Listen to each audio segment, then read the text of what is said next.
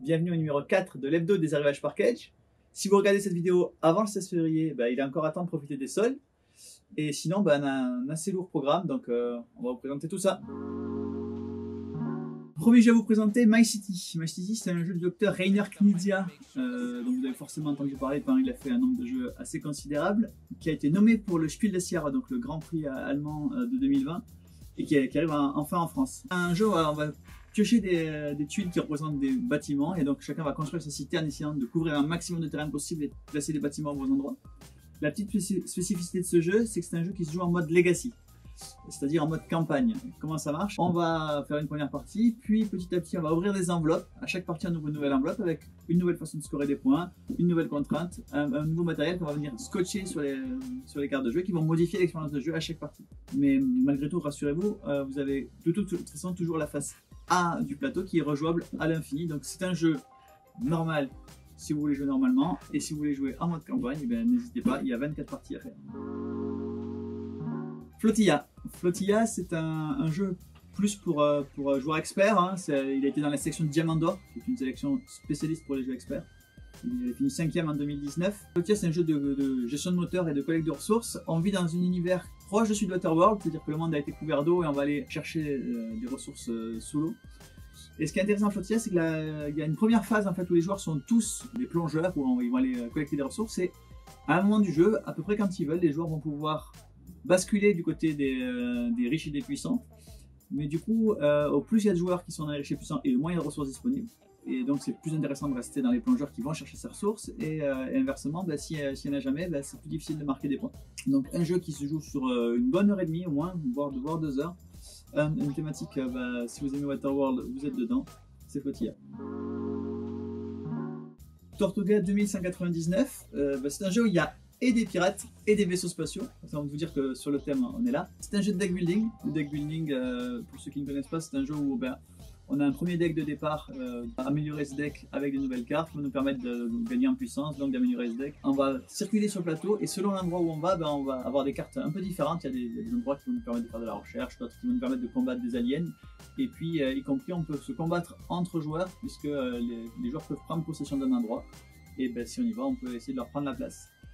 Il y a aussi la petite extension de Tortuga 2199 qui est la baie des naufrageurs, qui rajoute un nouveau paquet de cartes plus interactif qui permettent d'aller mettre des cartes dans le deck de l'adversaire. Tortuga 2199 et la baie des naufrageurs.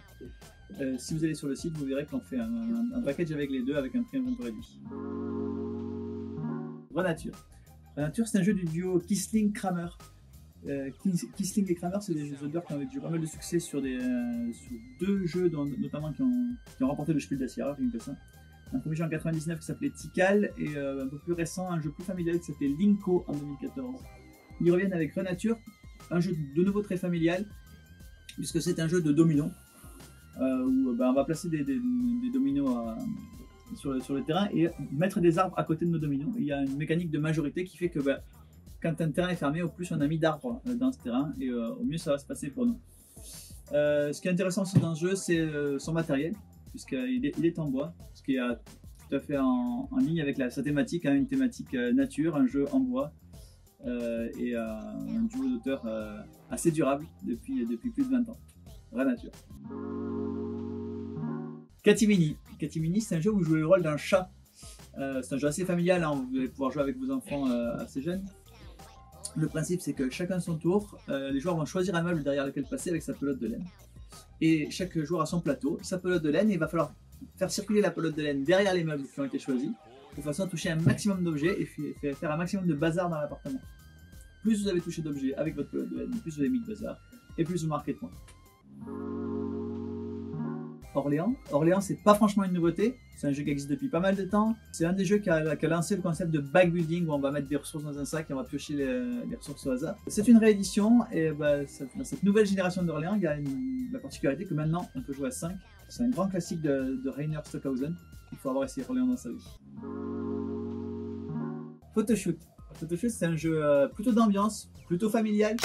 Le principe est que vous avez un plateau avec 9 animaux anthropomorphes, des petits dessins bien sympathiques.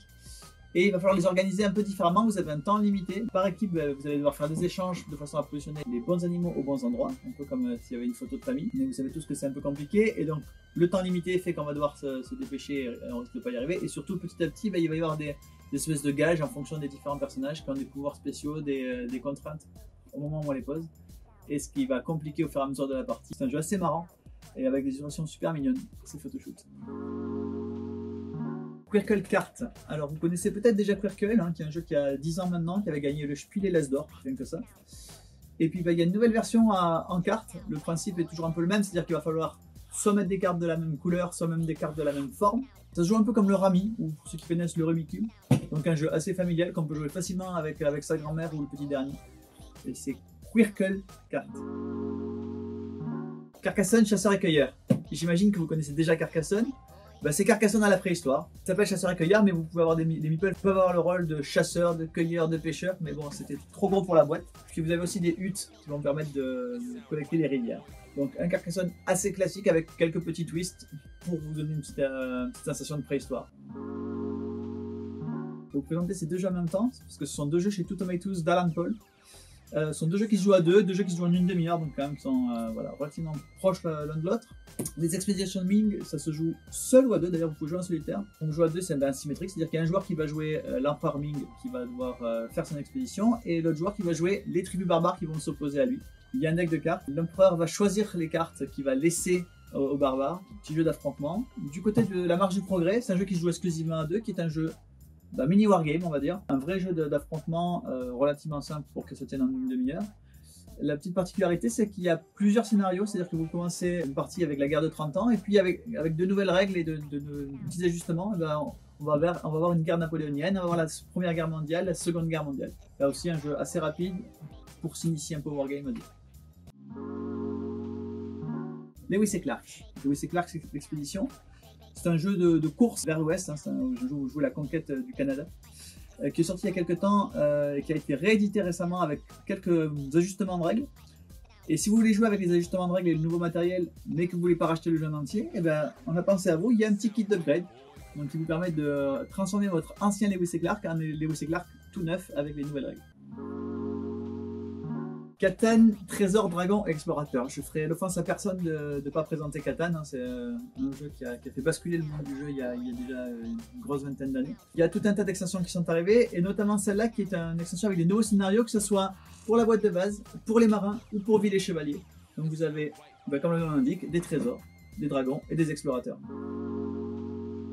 Draftosaurus, Draftosaurus c'est un des gros succès de l'année, et arrive en 2021 deux extensions, avec dans chaque cas un nouveau plateau, une nouvelle façon de scorer et un nouveau dinosaure pour aller avec ce plateau. Vous avez l'extension Marina avec le plésiosaure et la suite de la rivière, et l'extension Aerial Show avec le ptérodactyle et la montagne sur laquelle les ptérodactyles peuvent voler.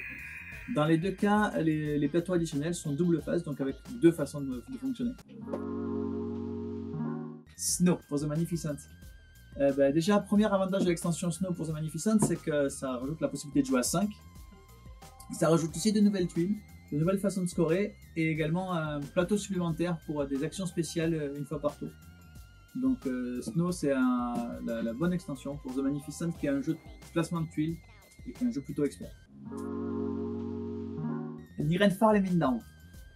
Nirenfar les mines d'arbres, c'est une extension pour Nirenfar évidemment. Nirenfar c'est mon petit chouchou de 2020. J'avoue que j'ai adoré ce jeu à la fois narratif et stratégique de gestion de Ryan Laukat. Les mines d'arbres, ça ajoute plusieurs modules. Ça ajoute un module coopératif même pour jouer en solo. Ça rajoute une nouvelle façon d'aller à la mine, ça rajoute une nouvelle façon d'aller à la hutte du mystique, ça rajoute la possibilité d'utiliser de la magie avec des nouvelles cartes, ça rajoute des nouveaux ennemis, ça rajoute vraiment plein de choses qu'on peut utiliser ou à la fois ou séparément. Et du coup, vous allez voir dans les liens qu'on vous met dans la description que si vous prenez Nirenfar et les mines d'arbres parce que vous ne connaissez pas encore Nirenfar, il y aura une petite offre promotionnelle. Et bien voilà, l'hebdo des arrivages parkage numéro 4, c'est fini. Il y en avait quand même pas mal, donc j'espère que vous avez bien tout assimilé. Vous allez voir dans la description les liens pour acheter toutes ces merveilles. Et puis n'hésitez pas à revenir la semaine prochaine.